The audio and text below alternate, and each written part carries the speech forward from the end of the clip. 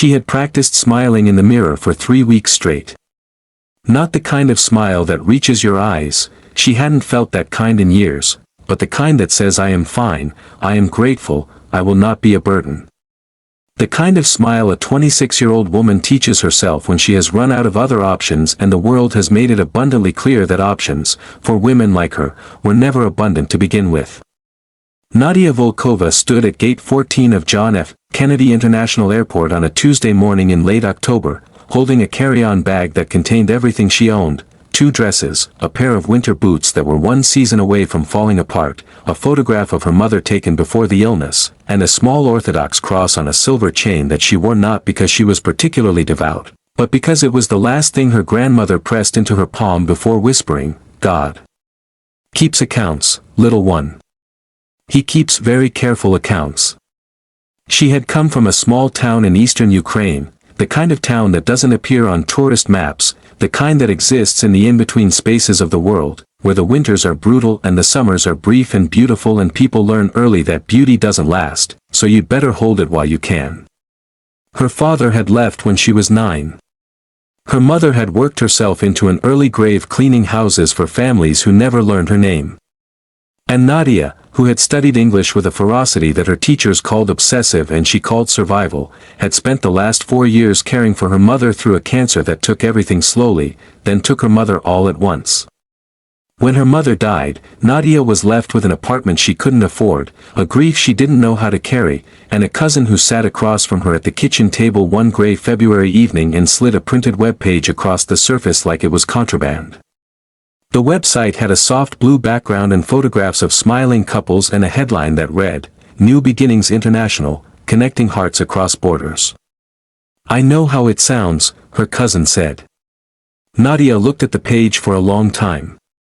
"It sounds desperate," she said. "Yes," her cousin agreed. "But desperate isn't the same as wrong." She had corresponded with 3 men over 6 months. The first was charming in his letters and sent a photograph of himself on a boat, but when she asked him what he did for work, his answers grew vague and then vanished entirely. The second was kind but made it clear in his 4th letter that he expected her to convert religions immediately upon arrival, and Nadia, who had learned that any man who leads with ultimatums is showing you exactly who he is, politely withdrew. The third was a man named Thomas.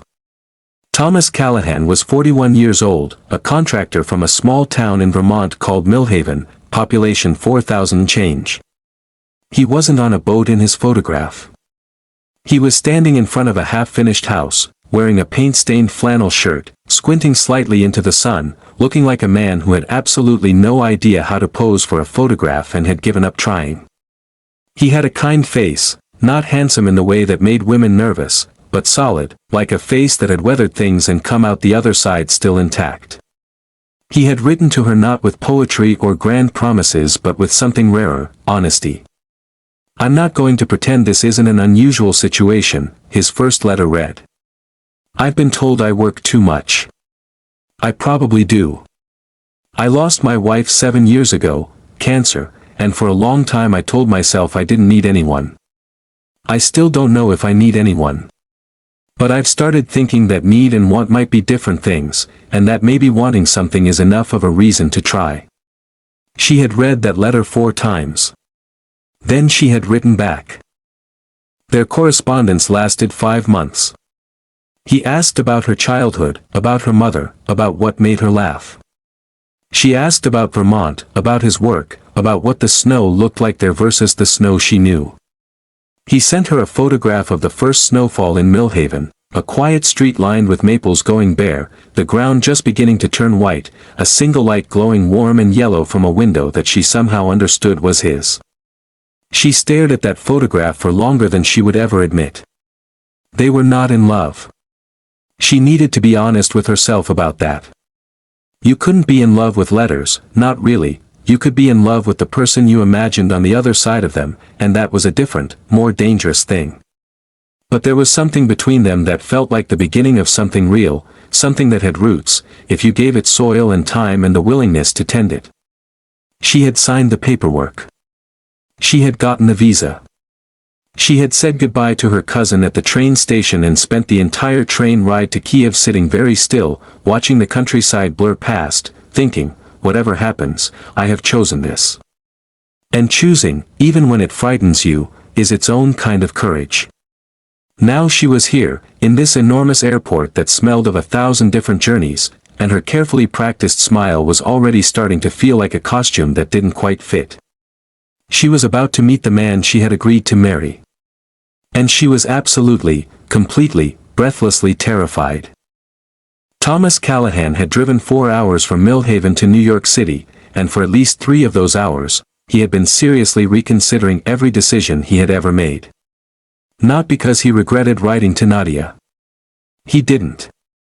Her letters were the most honest things anyone had said to him in years, and he had read each one at his kitchen table with a cup of coffee going cold beside him, the house around him quiet in that particular way that houses get quiet when they've been empty long enough to forget the sound of another person's breathing. He had hung one of her letters on the refrigerator, the one where she described her mother's hands, how they were always slightly rough from the cleaning work but how she would put lotion on them every Sunday night, a small ritual of tenderness she maintained even when there was no money and every luxury had long since been surrendered. He didn't know why that image undid him the way it did. He just knew that it did.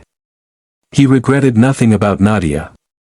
What he regretted, he supposed, was his own unpreparedness for the person he had quietly become. His wife Ellen had died of ovarian cancer 7 years ago, and he had handled it the way men of his particular background handled impossible things. He worked. He built houses, renovated kitchens, fixed what was broken, and when there was nothing to fix, he drove to job sites and stood in the skeletal frames of unfinished buildings and breathed in the smell of fresh lumber and tried to feel like a man who still had purpose. His daughter, Rachel, was 19 now and in her 2nd year of college in Boston, and she called him every Sunday, and every Sunday he said he was fine, and every Sunday she paused for just a moment too long before saying, "Okay, Dad," in a voice that made clear she knew he was lying but had decided to love him through it anyway. It was Rachel who had, in her own quiet way, nudged him toward trying. Not toward the agency, that had been his own strange, late-night decision, but toward the idea of trying it all.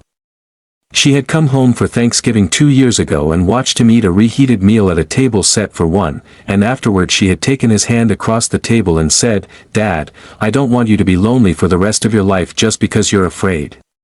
And he had said, "I'm not afraid," and she had given him a look that was so precisely like her mother's that he had to look away. He was afraid. He was afraid of wanting someone and losing her. He was afraid of bringing a woman into his life and failing her. He was afraid that he had forgotten, somewhere in the 7 quiet years of building other people's houses and coming home to his own empty one, how to be soft with another person. How to make room. But he had written the letters anyway. And Nadia had written back.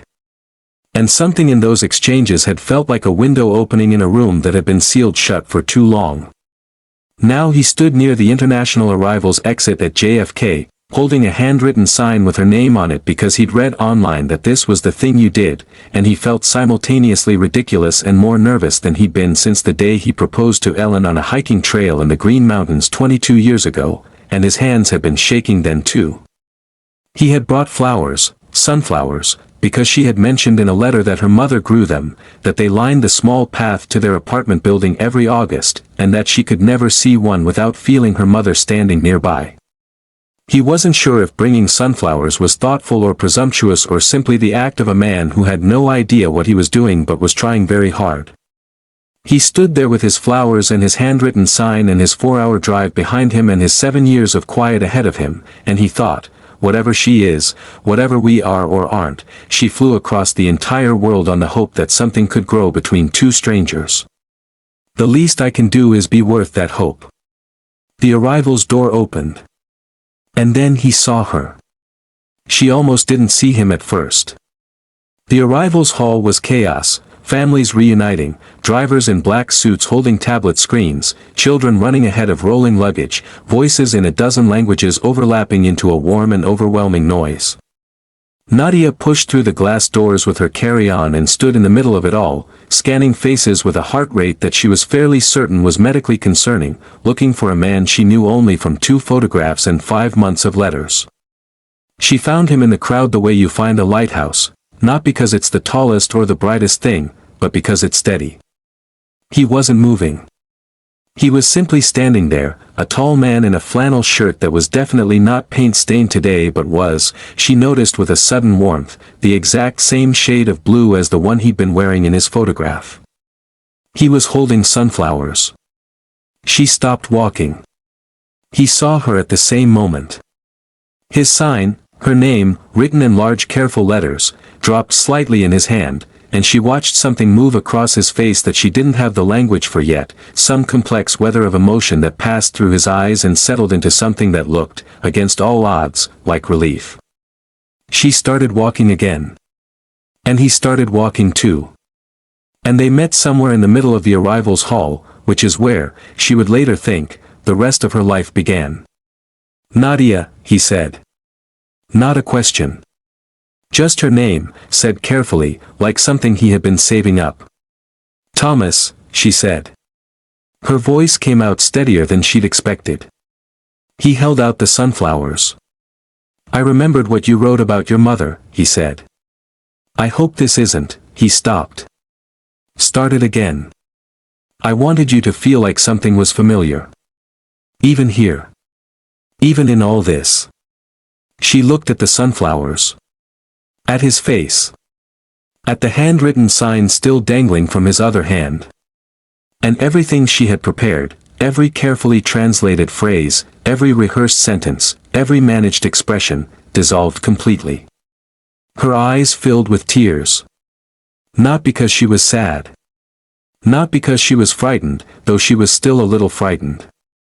But because this man, this stranger who owed her nothing beyond the most basic courtesy, had thought about her mother's sunflowers. Had carried them 4 hours across 2 states. Had stood in a crowded airport holding them like an offering, like a quietly extended hand that said, "I see you. I know a little of your story. And I want you to feel less alone in this enormous, unfamiliar world." She had expected awkwardness. She had expected politeness. She had expected the careful, mannered distance of 2 people who were strangers pretending it's something they weren't yet. She had not expected kindness. Not like this. Not this quickly. "I'm sorry," she said, wiping her eyes with the back of her hand, laughing slightly at herself. "I told myself I would not cry." "That's okay," Thomas said, and his voice was rough in a way that suggested he was working on not crying himself. "I told myself I wouldn't be nervous. So we're both already failing." She laughed. A real laugh, sudden and unguarded, rising up out of her before she could catch it. And she watched him smile at the sound of it, a full, undefended smile that changed his whole face, and she thought, there he is. There's the person on the other side of the letters. She took the sunflowers from his hand. "Thank you," she said. There, she pressed them against her chest briefly, eyes closing for just a moment. When she opened them, she said, "They're very much him." He didn't ask who she meant. He understood. "Ready?" he said, nodding toward the exit. She looked at the door. At the city beyond it she couldn't yet see. At the life she was walking into with this man she barely knew and somehow, impossibly, had already decided to trust. "Almost," she said. She reached into her coat pocket and took out her grandmother's silver cross, closing her fingers around it for a moment, a quick, private prayer, or maybe just a farewell to the woman she had been before this, and then she tucked it back. "Now," she said. "Now I'm ready." The 4-hour drive back to Vermont was not what either of them had anticipated. Thomas had imagined long silences, politely filled by questions about the flight and observations about the changing landscape. Nadia had imagined sitting very properly in the passenger seat, watching America scroll past the window, trying to be small and undemanding. Instead, somewhere around the Connecticut border, they started talking and didn't stop. It started with the radio. Thomas had it on low, country music, which Nadia had never heard, and when a song came on that was so twangy and melodramatic that she started laughing, Thomas looked over at her and then started laughing too, and something cracked open between them that hadn't been there before, a seam of ease running beneath all the formality. She told him about the train ride to Kiev. About the man across from her who had slept with his mouth open the entire journey. About how she had spent the flight from Kiev to London so nervous that she had read the emergency safety card 17 times and could now describe the proper brace position in 4 languages. He told her about his most disastrous renovation job, a kitchen redo for a couple who had argued about every single decision for 6 months and then divorced before the countertops were installed, leaving Thomas to finish a kitchen that no one would ever use. She told him about the first time she made English conversation with a tourist in her town, a confused American looking for a hotel that didn't exist, and how they had stood in the middle of the road for 20 minutes, him pointing at his phone, her pointing at the sky, neither of them making any progress but both of them laughing by the end of it. Somewhere in Massachusetts, he told her about Ellen. Not everything, not yet, not in one sitting, but the important shape of it, who she was, how much she had mattered, how her absence had reorganized everything around it the way the removal of a load-bearing wall reorganizes a house. He told it quietly, without drama, looking at the road, and Nadia listened without filling the silences, which he noticed and appreciated more than he could have explained. She sounds like someone who knew her own mind, Nadia said when he finished. She really did, he said. Good, Nadia said. I think it's important to know your own mind. Especially for a woman. The world will tell you so many things about who you should be. You have to already know, or you'll lose yourself before you've even started. He glanced at her. Did you lose yourself? He asked. In all of this? She considered the question with the seriousness it deserved. I think I put myself down for a while, she said. When my mother was sick. When everything was, she paused. I think I set myself on a shelf and said, you can come back to this later. And then later became a very long time. And now? She looked out at the darkening trees along the highway, the first stars appearing in the band of sky above the tree line, the landscape growing wilder and more quiet as they moved north. Now, she said, I am trying to come back. He nodded slowly. Me too, he said. They drove in silence for a moment, and it was the good kind of silence, not empty, but full, the way a room feels full when 2 people are in it who have both decided, quietly and without ceremony, that they are willing to be known. When they crossed the Vermont state line, Thomas pointed to a small green sign in the headlights and said, Welcome to Vermont. And then, softer, Welcome. And Nadia, who had practiced her smile for 3 weeks in front of a mirror in a small apartment in eastern Ukraine, felt, for the first time in a very long time, that she didn't need to practice anything at all. 6 months later, Nadia Callahan planted sunflowers along the front path of the house in Millhaven.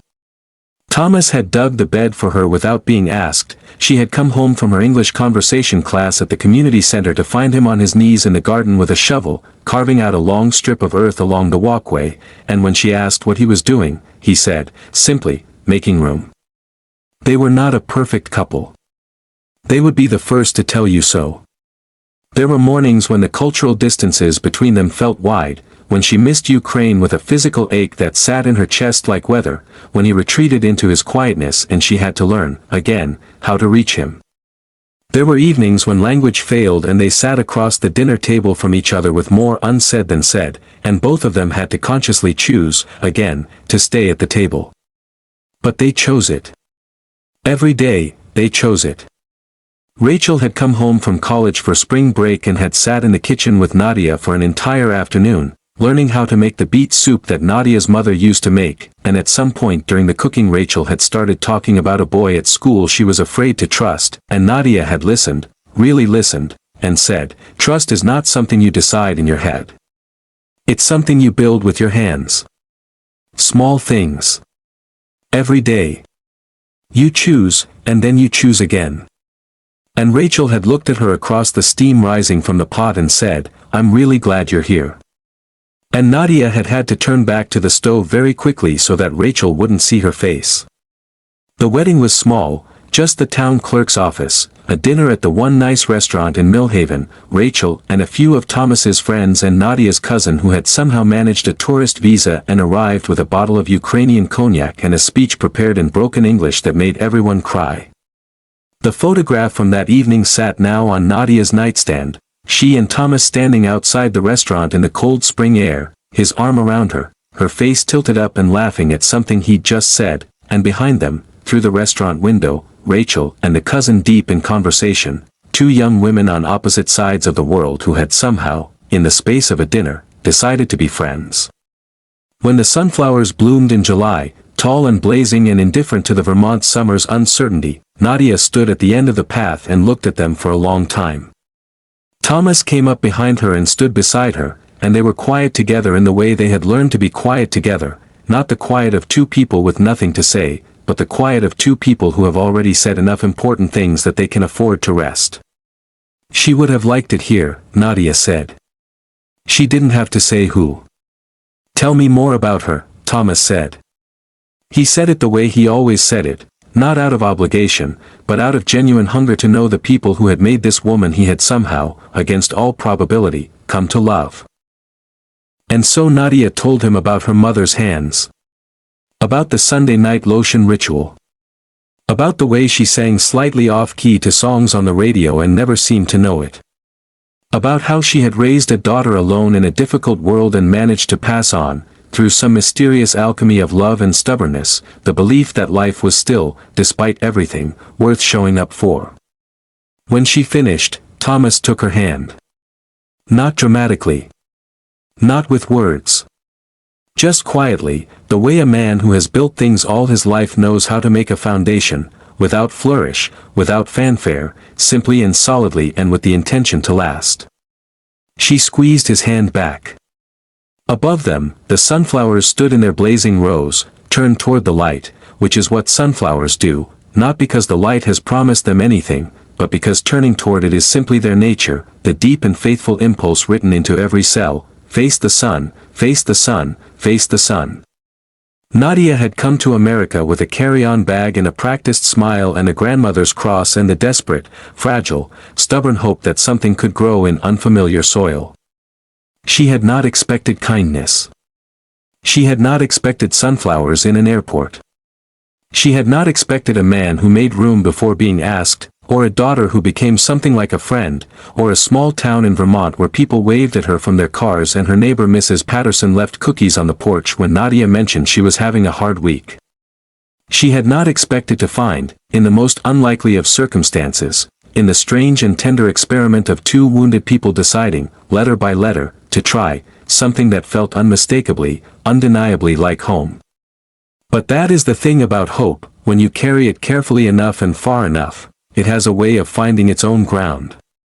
It has a way of taking root in places you never planted it, in soil you never prepared, in the quiet spaces between two people who were brave enough to keep choosing each other.